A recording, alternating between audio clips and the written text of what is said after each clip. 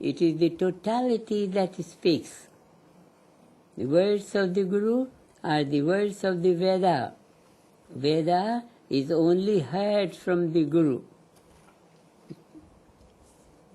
So Guru means the totality. And if one is in the sense of Guru all the time, one is in the sense of total natural law and its total organizing power, and there is nothing greater than that. That's why Guru is completely natural in our awareness. It's not a matter of anything that is from outside or anything. It's completely natural. It's simple. It's totality.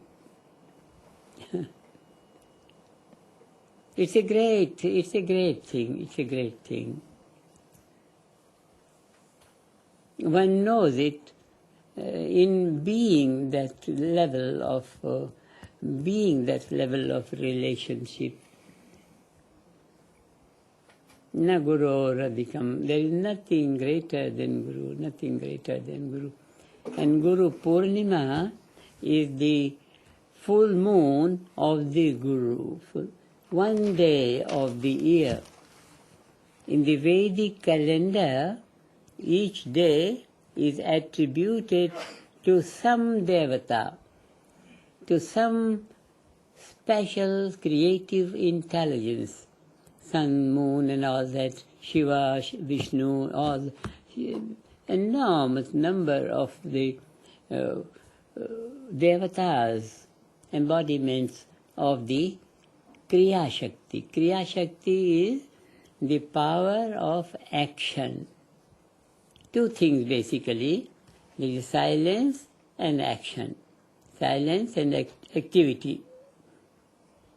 Infinite silence and infinite activity, and both in perfect accord with each other. Perfect silence, perfect dynamism, this is Brahma, this is totality. And Guru is totality. He has, in the Vedic literature, just with reference to what Dr.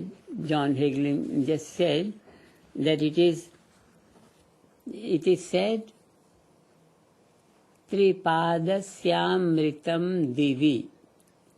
That means 3/4 is Amrit. Amrit means eternal. 3/4 is eternal. 1/4 is juggling around. So 3/4 is eternal. This is what makes us stand on our own feet eternally, that we are embedded in the 3/4 of the, you mark, Dr. Hagelin said, unmanifest. This unmanifest, this avyakta, unmanifest, is 3/4 and manifest is 1/4. 3/4 is unmanifest, 1/4 is manifest. So the changes take place in the unmanifest. What continues in the field of flow is 3/4, 3/4, 3/4.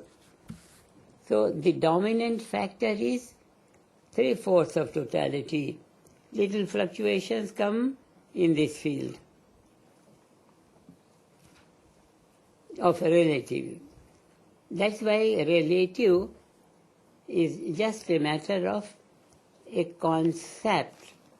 Reality belongs to the non-changing eternity, absolute eternity, absolute eternity, absolute. So this whole thing is very real. The other day I talked about this, this absolute number. Today reference was made to the number. Absolute number is that which guides the equations of the Brahman consciousness. How life is lived in relativity, even though saturated with absolute value. Absolute value means togetherness of silence and dynamism together. Together, dynamism and silence, unity, but some frail fluctuations of the relativity. There is a word in the Vedic literature, Jivan Mukti. Mukti means freedom. Jivan means living life. So living life is always in the relative. But living life in perfect freedom, how is it possible? It is possible because you live on the level of 1/4 and you continue to live on the level of 3/4. So 3/4 eternity, 1/4 fluctuations, like that. It's a very beautiful thing, And with these our universities, with these our international universities, everywhere, these fundamental levels of mathematics and equations, we are going to introduce the absolute number.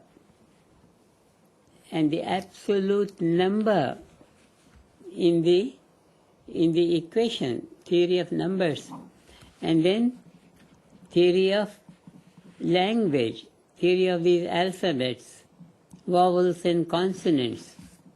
So numbering system, absolute, and the absolute of that is 0. And the language, absolute of language is total.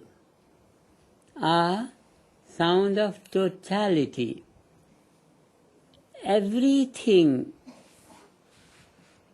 is within this sound of totality. And what are those things within This is Vedic language alphabets.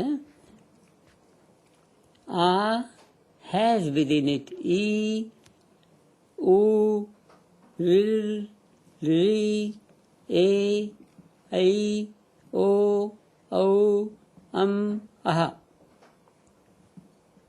These are the 7 syllables that are within A. The total is A. The example is, we hear the sound of a market from a kilometer. It is just one hum.